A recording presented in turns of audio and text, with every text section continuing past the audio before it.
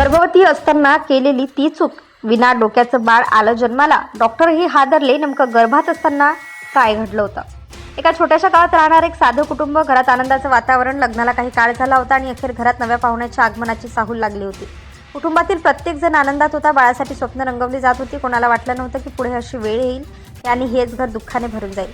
सुरुवातीचे काही दिवस सर्व काही अगदी सामान्य वाटत होतं. गर्भधारणा झाल्याचं समजल्यानंतर महिलेलाही कोणताही मोठा त्रास नव्हता. दिवस पुढे सरकत होते, पण या काळात एक गोष्ट मात्र वारंवार घडत होती. डॉक्टरांकडे जाणं पुढे ढकललं जात होतं. कधी वेळ नाही, कधी गरज नाही, तर घरच्यांनी सगळं ठीक आहे असं सांगितलं जातं. गावातल्या काही लोकांच्या सल्ल्यावर अधिक विश्वास ठेवला गेला. नियमित तपासण्या करण्याऐवजी पूर्वीही असंच व्हायचं अशा बोलण्याकडे लक्ष दिलं गेलं. या निर्णयाचं पुढे किती मोठं रूप धारण होणार आहे याची कल्पना कुणालाही नव्हती.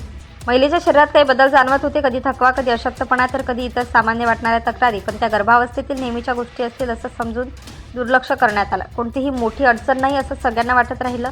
दिवस आठवड्यात बदलले आणि आठवडे महिन्यात, पण अजूनही आवश्यक त्या वैद्यकीय तपासण्या झाल्या नव्हत्या.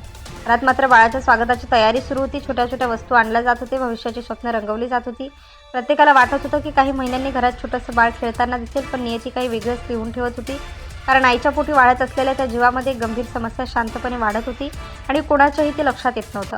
6 महिन्यांचा काळ जवळ आला. अखेर तपासणी करण्याचा निर्णय आला. महिला डॉक्टरांकडे पोहोचली. नियमित सोनोग्राफीसाठी तिला आत पाठवण्यात आलं. सुरुवातीला सर्व काही नेहमीसारखं सुरू होतं, पण काही क्षणांनी डॉक्टरांच्या चेहऱ्यावरचे भाव बदलू लागले. स्क्रीनकडे वारंवार पाहिलं जात होतं. खोलीत अचानक गंभीर शांतता पसरली. महिलेच्या कुटुंबियांना बाहेर थांबायला सांगितलं. डॉक्टर पुन्हा तपासणी करू लागले. एकदा नाही, दोनदा नाही, तर अनेक वेळा चित्र तपासलं गेलं. काहीतरी अत्यंत गंभीर असल्याचं स्पष्ट होत होतं, पण नेमकं काय हे अजूनही कोणालाही सांगितलं जात नव्हतं. बाहेर उभे असलेल्या नातेवाईकांची धडधड वाढत होती. काही वेळानंतर डॉक्टरांनी कुटुंबियांना आत बोलावलं. वातावरणात प्रचंड तणाव होता. डॉक्टरांनी अत्यंत शांतपणे परिस्थिती समजावून सांगायला सुरुवात केली. सुरुवातीला कुणालाच त्या शब्दांचा अर्थ समजत नव्हता, पण पुढच्याच क्षणी जे ऐकायला मिळालं त्याने सर्वांच्या पायाखालची जमीन सरकली.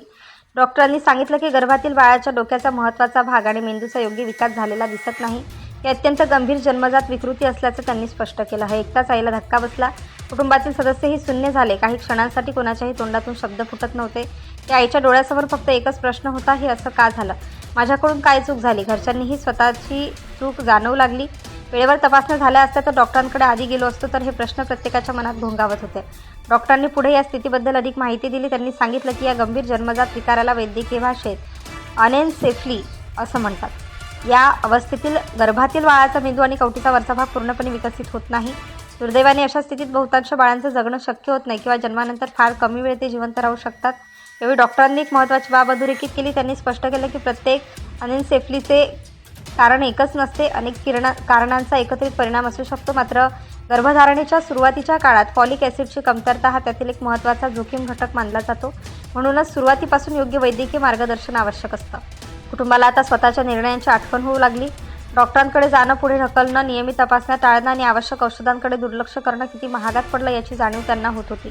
मात्र त्या टप्प्यावर परिस्थिती बदलणं शक्य नव्हतं. डॉक्टरांनी सांगितलं की गर्भधारणा झाल्यानंतर सुरुवातीच्या आठवड्यामध्ये फॉलिक ॲसिड घेण्याचा सल्ला दिला जातो, कारण त्याचा संबंध बाळाच्या मेंदू आणि पाठीच्या कण्याच्या सुरुवातीच्या विकासाशी असतो. त्यामुळे डॉक्टरांचा सल्ला न घेता औषधं बंद करणं किंवा तपासण्या टाळणं धोकादायक ठरू शकतं.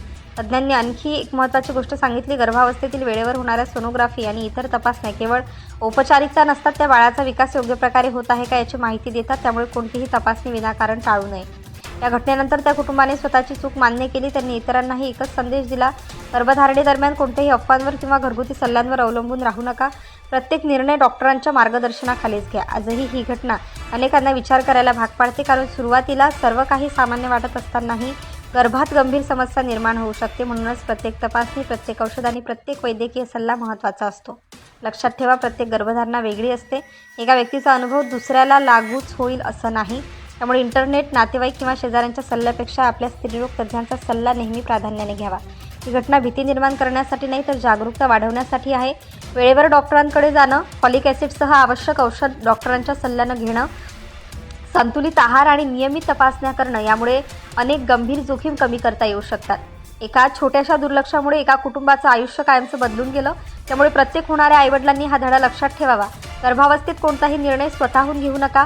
डॉक्टरांच्या सल्ल्याचं पालन करा, कारण योग्य वेळी घेतलेली काळजी अनेकदा एका नव्या जीवाचं भविष्य सुरक्षित करू शकते. आणि माहितीचा विश्वासार्ह आवाज. आत्ताच सबस्क्राईब करा व्ह्यूअर मराठी.